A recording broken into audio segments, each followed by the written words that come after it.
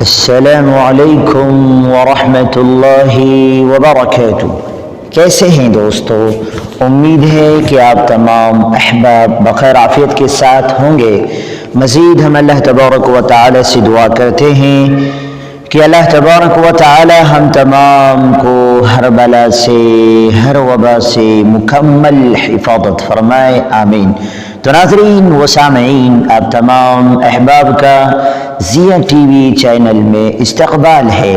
تو جو بھی اس چینل پہ نئے ہیں وہ اس چینل کو سبسکرائب کر دے اور بیل آئیکن کو بھی پریس کر دے، تاکہ میں جب بھی نئی ویڈیوز بناؤں تو وہ تمام ویڈیوز نوٹیفیکیشن کے ذریعے آپ تک پہنچ سکے اور آپ اسے دیکھ سکے۔ تو چلیے ہم شروع کرتے ہیں آج کا ہمارا لیسن، آج کا ہمارا سبق۔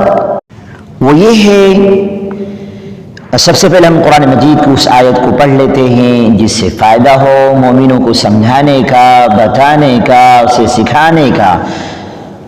فَذَكِّرْ فَإِنَّ الذِّكْرَىٰ تَنفَعُ الْمُؤْمِنِينَ، صدق اللہ العظیم۔ تو آج کا جو لیسن ہے، جو سبق ہے، جس کا ٹائٹل ہے وہ یہ ہے، سونے اور جاگنے کا طریقہ۔ ایک بزرگ سے کسی نے معلوم کیا صبح کو بستر سے کس طرح اٹھنا چاہیے۔ دھیان دیجیے، فرمایا پہلے سونے کا طریقہ تو معلوم کر لو۔ فرمایا 4 باتوں پر غور کیے بغیر کسی کو سونا مناسب نہیں۔ ایک یہ غور کرے کہ کسی کا مجھ پر حق تو نہیں ہے، اگر ہو تو اسے ادا کرے یا معاف کرائے۔ نمبر 2، دھیان کرے کہ اللہ کا کوئی فرض، اب یہاں پر فرض سے مراد نماز وغیرہ میرے ذمے باقی تو نہیں، اگر ہو تو فوراً اسے ادا کرے۔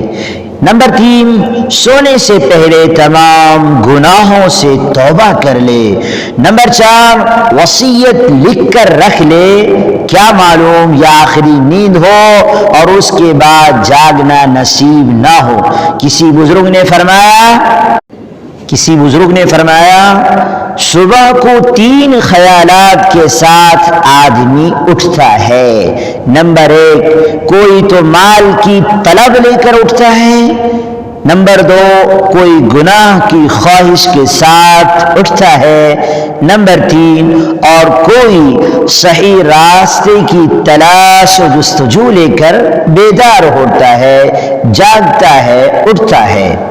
نمبر 1 جو ہے، جو مال کی طلب لے کر اٹھتا ہے، اسے یقین کر لینا چاہیے کہ مقدر سے زیادہ روزی نہیں مل سکتی، چاہے کتنی ہی کوشش کر لے، مقدر سے زیادہ روزی نہیں مل سکتی۔ نمبر 2، گناہ کی خواہش میں اٹھنے والا ذلت اور رسوائی سے نہیں بچ سکتا۔ نمبر 3، جو صحیح راستے کی جستجو کے ساتھ بیدار ہوتا ہے، اٹھتا ہے، اسے اللہ کی طرف سے صحیح راستہ اور روزی دونوں چیزیں ملتی ہے۔ سبحان اللہ۔ ایک بزرگ نے فرمایا صبح کو اٹھتے وقت ہر آدمی کے لیے 2 باتیں ضروری ہے، ایک امن اور دوسرا خوف۔ امن یہ کہ اللہ کے وعدے رزق پر مطمئن ہوں، اللہ کے وعدے رزق پر مطمئن ہو، خواہ تفکرات کو دل میں جگہ نہ دے، فکروں کو دل میں نہ بسنے دے۔ خوف یہ کہ اس سے ڈرتا رہے کہ کہیں اللہ کا کوئی حکم چھوٹ نہ جائے۔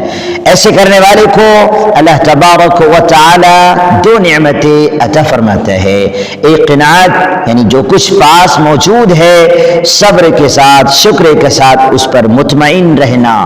2، طاعت و عبادت کی حلاوت یعنی خاص لذت۔ کسی نے کسی سے دریافت کیا، پوچھا کہ آپ صبح کو کیا کرتے ہیں؟ فرمایا کمزوری کے ساتھ اٹھتے ہیں، مقدر کی روزی کھاتے اور موت کی گھڑیاں گنتے ہیں۔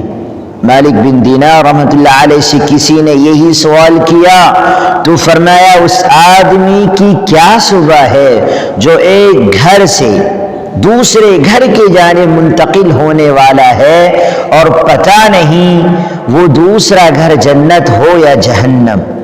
ہاں، عامر بن قیس سے رحمۃ اللہ علیہ نے فرمایا میں اس حال میں صبح کرتا ہوں کہ ایک طرف گناہوں کا بوجھ اور دوسری طرف اللہ کی نعمتوں کا بوجھ رکھا ہوا ہوتا ہے، اور مجھے پتہ نہیں ہوتا کہ میری عبادت گناہوں کا کفارہ اور نعمتوں کا شکریہ بن سکے گی یا نہیں۔ تو محترم ناظرین و سامعین، ہم اللہ تبارک و تعالیٰ سے دعا کرتے ہیں کہ اللہ تبارک و تعالیٰ ہم تمام کو بھی جو ہے ان باتوں کے اوپر کہنے والوں کو بھی اور سننے والوں کو بھی عمل کرنے کی توفیق عطا فرمائے۔ والسلام علیکم ورحمۃ اللہ وبرکاتہ۔